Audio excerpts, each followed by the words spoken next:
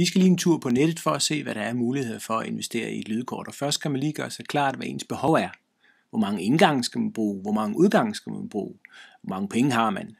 Skal man have et kort med mange indgange og udgange, så har man også brug for en mixer, og så har man også brug for flere penge. Man skal også gøre sig klart, om man har en god preamp i forvejen, eller man godt vil betale for at få gode preamps til mikrofonerne inden i audiointerfacet. Om det skal være USB, eller det skal være Firewire er mindre vigtigt. Firewire er mere fleksibel, en lille smule mere dyrt, men hastigheden er næsten det samme, og der er en ny USB 3 standard på vej, og en ny Firewire standard på vej, så de to løsninger er stort set lige hurtige i hastighed. Vi skal lige en tur på nettet for at se lidt på, hvad muligheder der er med hensyn til lydkort. Her på Musikhuset Aage Jensen har vi fundet en af de mest billige løsninger overhovedet. Det er Behringer, som laver det her UCA 202 til knap 300 kroner. Kan man få et lille bitte USB interface. Men det er nu ikke helt det, der er en god investering for en professionel musiker. Vi skal have lidt mere kvalitet, så lad os prøve at se, hvad der ellers findes. M-Audios Firewire Solo her er et lidt ældre lydkort, koster 1200 kroner, men det har i alt 4 samtidige indgang og udgang. Et Firewire interface.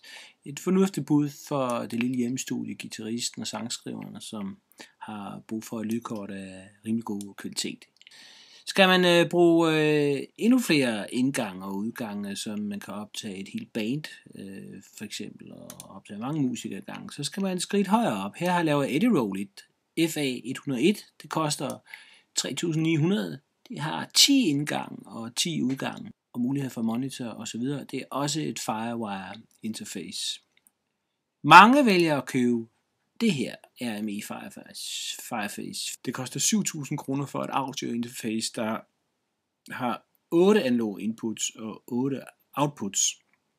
Det er et rigtig godt bud. Er du Mac-bruger, så har vi også en mulighed. Det er det her, 3.600 kroner. Apogee amerikanske laver sådan et med 2 kanaler. Lille lækker sag, der er specielt at lave til Apple-brugerne. Er du Pro Tools-bruger, så kender du måske det her, en Box Mini 2 kanals, og det er et USB-lydkort, passer godt sammen med Pro Tools 2 linjeindgange, og preamp og forforstærker til mikrofon. Det er lidt større, en Box 2 Pro er et Firewire, og der er 4 analog indgang og 6 analog udgang, også med preamps. Løsning, som koster 5.600 kroner cirka. Men så er det også godt kørende. Ja, hvad skal man så vælge? Det er svært at sige. Der er meget at vælge imellem. Skal man købe USB, eller skal man købe Firewire? Generelt kan man sige, at USB 2-standarden er jo ret hurtig, og så hastigheden betyder mindre, end det gjorde for nogle år siden. Altså USB 2 er næsten lige så hurtigt som Firewire, men der er selvfølgelig nogle fordele ved at købe Firewire. Og generelt er det altså sådan, at man får som regel noget for pengene, altså bruger man flere penge på det, får man også bedre kvalitet. Til sidst vil jeg lige vise en interessant ting.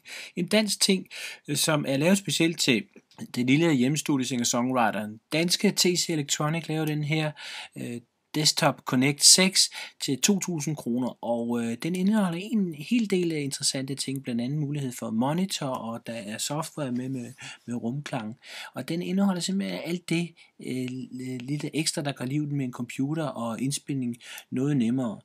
2 indgange og 2 udgange, men der er i alt 6 ind og ud mulighed for at tilslutte, og der er også forforstærker med, og en stor knap til at styre volumen og monitor. Der har været visse problemer for Mac-brugerne med at få til at virke, men TC Electronic lover, at der skulle være bod og bedring på dette. Så gå ud og kig lidt, prøv det igennem, og så se, hvad der passer til dig og din pengepunkt.